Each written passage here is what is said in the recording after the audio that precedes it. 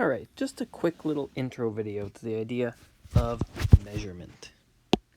So, why do we measure? Well, measuring allows us to answer questions along the lines of how far, how heavy, how long, things like that. They allow us to quantify various attributes in respect to other attributes, and that's the key. Measurement in itself, if you think about it, is at its core a comparison.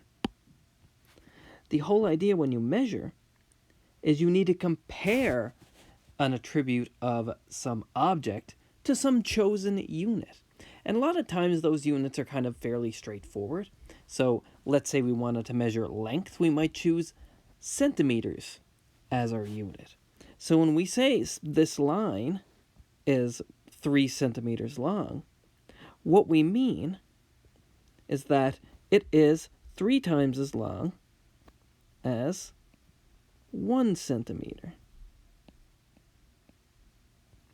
So every time we do a measurement, it is really a comparison, and we're using the idea of a ratio in order to measure. So again, we usually have our standard units, which are things like for length, we're talking about maybe meters or centimeters or millimeters. For weight, we're usually talking about kilograms or grams. For volume, we're usually talking about milliliters or liters, or maybe something like centimeters cubed, something like that. Time is another thing you can measure, so usually we're talking about things like seconds or hours or minutes, things like that. But they don't have to be your units. You could pick whatever unit you like. For example, if we have this line here, maybe I want to ask how many of these paper clips is the length of this line. So what I'll do is I'll just try and fit how many paper clips.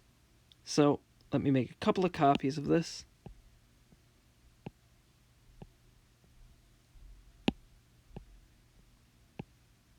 Make one more. So there's a bunch of paper clips of the same length. And how many paper clips is my object? Well, let's move them around. There's 1. There's 2. There's 3. Pretty much 3 paper clips long. More like 3 and a bit. Let me move this one over. If I can. I don't think I can, because that's the one I started with. So maybe I'll have to make another object and move that. So this line, as much as I can do with lining up paper clips, is something like 3.2, approximately 3.2 paper clips long. And the paper clip isn't a particularly precise measure. We just kind of guessed at this 0.2. We could have even rounded and just said 3 paper clips long, because it's closer to 3 than it is to 4. And we'll get to that idea of precision and accuracy very soon. And quickly, when we measure something, there's a few steps that we do, of course. So the first thing we're going to do is we're going to say what we want to measure. So maybe it's a person's height, or maybe it's the weight of a suitcase, or something like that. So we're choosing an attribute. So something like, for example, height, weight, maybe time, maybe volume, whatever. So we choose an attribute, and once we choose that attribute, we need to pick our comparison object, our unit. That's the second step. So let's say we picked weight. That's what we wanted to measure. And we need to pick our measurement unit. Let's say we wanted to weigh a suitcase. Maybe something like tons would be a bad choice for a measurement unit, because 1 ton is quite a lot of weight. It would be kind of hard to compare. So a sensible one for us to pick would be the kilogram. So we would choose the kilogram as our measurement unit. So we want to ask, what is the comparison of our suitcase to a kilogram?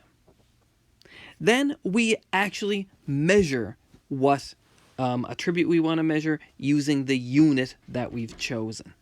So we do something, if it's for weight, maybe we'd put it on a scale or a balance or something. So we do the comparison, and let's say we put it on a scale, and we find that it's 20 kilograms. So what this means, of course, remember this is a comparison, this means it's 20 times heavier than 1 kilogram. So that's what a measurement is. It is a comparison between your object and the unit that you picked. And then the last thing we do is we just report the value. We tell whoever is interested in the measurement, even if it is just ourselves, what it is. We write down it's 20 kilograms. Okay, we've reported the value. And that's how to measure. You're picking what you want to measure about your object. You're picking the unit you want to compare to. You do the comparison, and then you report the value. Okay. So I want to talk about two concepts here, precision and accuracy.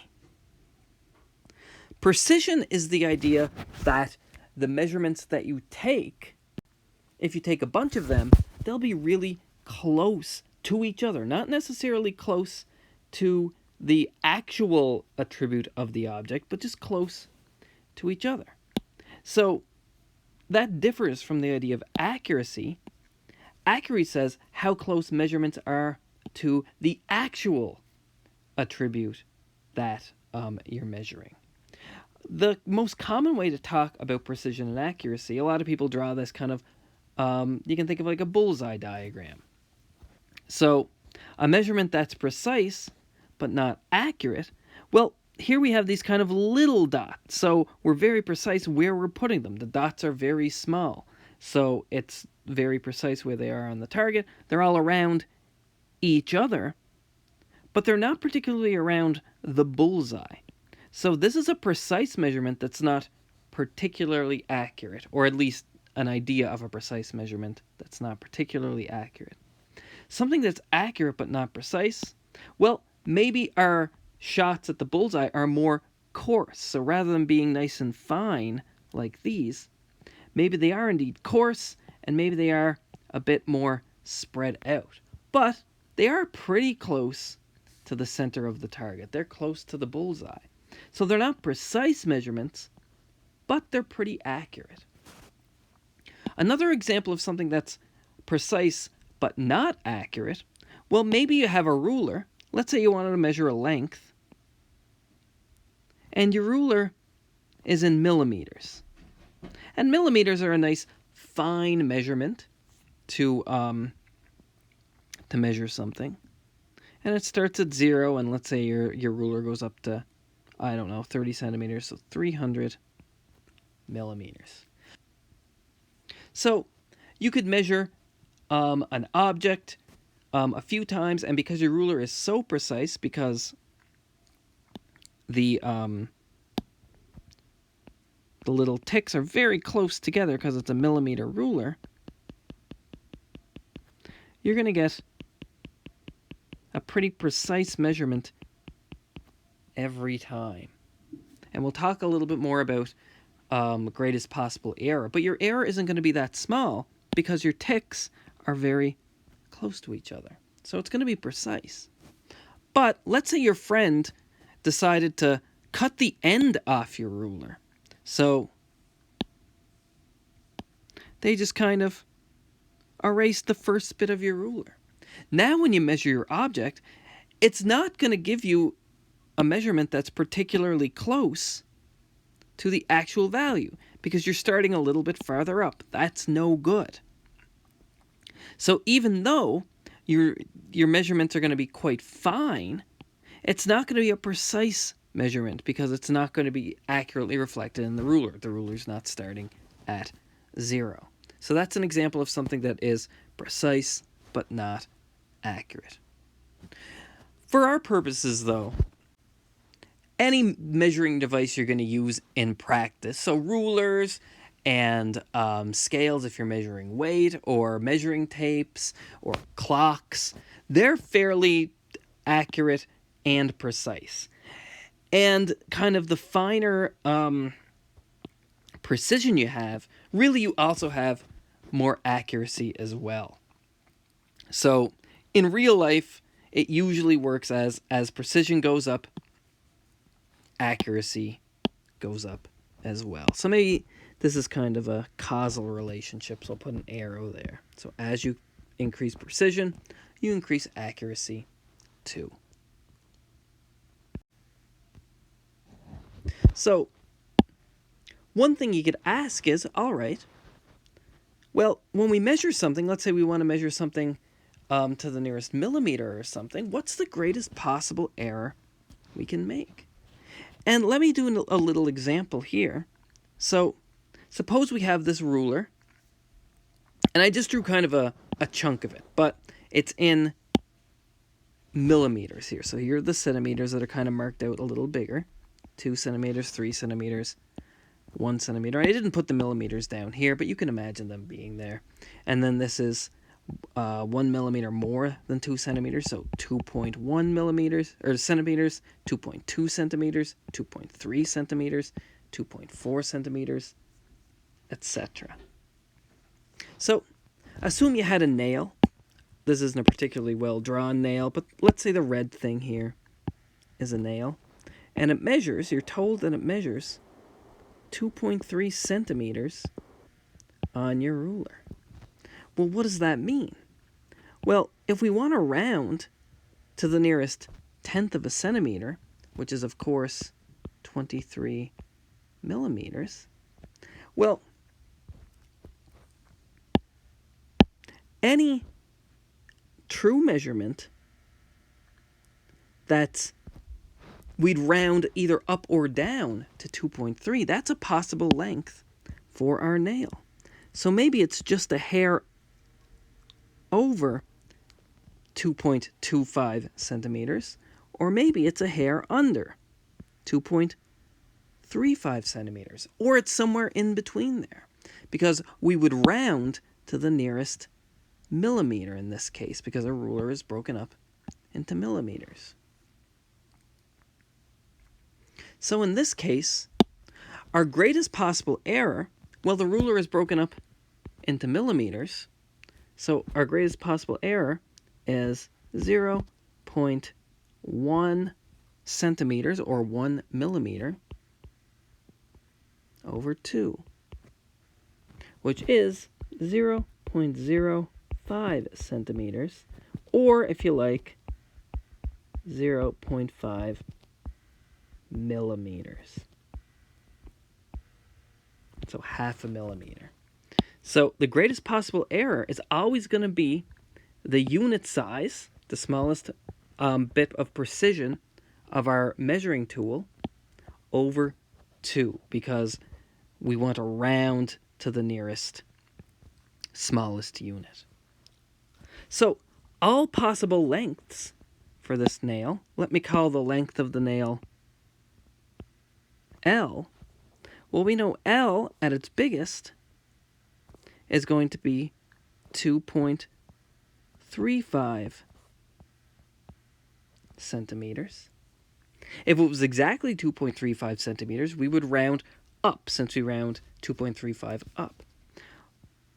Or it's bigger than, or I should say, and it's bigger than 2.25 centimeters. So it's anywhere in this range here. But with 2.25, we'd round up. So we'd round up to 2.3.